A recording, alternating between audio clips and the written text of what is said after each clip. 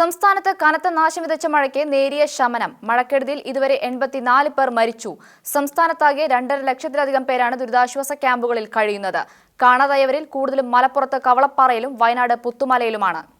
കഴിഞ്ഞ കുറച്ചു ദിവസങ്ങളായി തുടർന്നിരുന്ന കനത്ത മഴയ്ക്ക് ഇന്ന് നേരിയ തോതിലുള്ള ശമനമുണ്ടായി.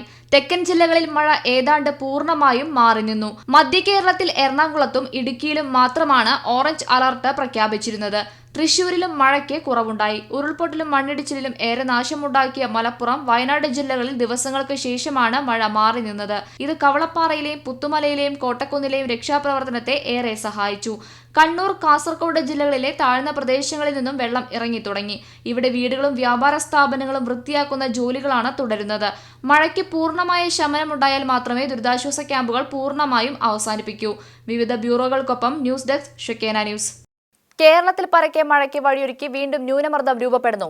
വടക്കുകിഴക്കൻ ബംഗാൾ ഉൾക്കടലിൽ ഇപ്പോൾ രൂപപ്പെട്ട ഒരു ചുഴി അടുത്ത 24 മണിക്കൂറിനുള്ളിൽ ന്യൂനമർദ്ദമായി മാറി വടക്കു പടിഞ്ഞാറൻ ദിശയിലേക്ക് സഞ്ചരിക്കാൻ സാധ്യതയുണ്ടെന്നാണ് കാലാവസ്ഥാ വിദഗ്ധർ നൽകുന്ന മുന്നറിയിപ്പ്.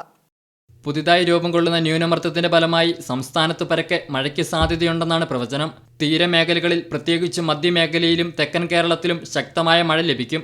എന്നാൽ പ്രളയത്തിന് കാരണമായതുപോലെ അതിതീവ്ര മഴ ഇക്കുറിയുണ്ടാവില്ലെന്നും അതിനാൽ ആശങ്കപ്പെടേണ്ട സാഹചര്യമില്ലെന്നും കാലാവസ്ഥാ നിരീക്ഷണ കേന്ദ്രം അറിയിച്ചു. ബംഗാൾ ഉൾക്കടലിന് മുകളിൽ 3.1 മുതൽ 5.8 കിലോമീറ്റർ വരെ ഉയരത്തിലാണ് ഇപ്പോൾ ചുഴി രൂപം കൊണ്ടിരിക്കുന്നത്. അടുത്ത 24 മണിക്കൂറിൽ ഈ ചുഴി ന്യൂനമർദ്ദമായി വികാസം പ്രാപിക്കും. ഇതേ തുടർന്ന് വരും മണിക്കൂറുകളിൽ ഒഡീഷ, ജാർഖണ്ഡിന്റെ തെക്കൻ ഭാഗങ്ങൾ, ഛത്തീസ്ഗഡിന്റെ വടക്കൻ ഭാഗങ്ങൾ, കിഴക്കൻ മധ്യപ്രദേശ് എന്നിവിടങ്ങളിൽ കാര്യമായ മഴ ലഭിക്കുമെന്നും കാലാവസ്ഥാ വിദഗ്ധർ പ്രവചിക്കുന്നു. പുതിയതായി രൂപപ്പെട്ട ന്യൂനമർദ്ദം വടക്ക് പടിഞ്ഞാറൻ ദിശയിൽ ഹിമാലയൻ മലനിരകൾക്ക് സമാന്തരമായി സഞ്ചരിക്കുമെന്നാണ് സൂചന.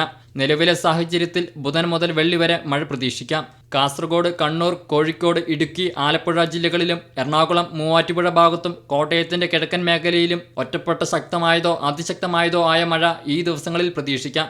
News desk Shekinah news. Shekinah ടെലിവിഷന്റെ വാർത്തകളും പ്രോഗ്രാമുകളും യൂട്യൂബിൽ കാണുന്നതിനായി ഈ ചാനൽ സബ്സ്ക്രൈബ് ചെയ്യുക. നിങ്ങളുടെ മൊബൈലിൽ തത്സമയം നോട്ടിഫിക്കേഷൻ ലഭിക്കുന്നതിന് ബെൽ ബട്ടണിൽ വിരലമർത്തുക.